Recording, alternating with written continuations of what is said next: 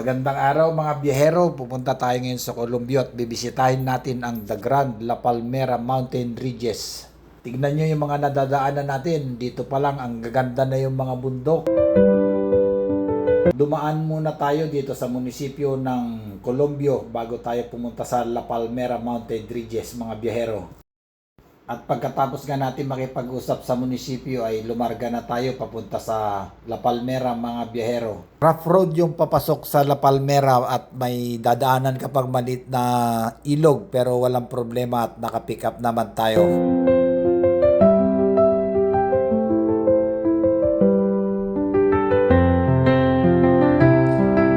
Di pansin dito sa camera pero paakyat yan na sharp curve.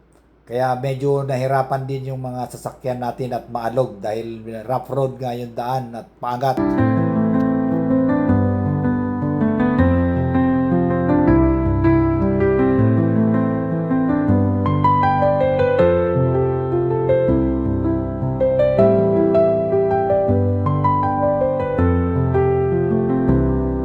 Kaya tinawag na La Grand Palmera Mountain Ridges ang lugar na to dahil sa dami ng mga African palm tree na nakatanim dito. Yan, makikita nyo sa dami ng mga African palm tree.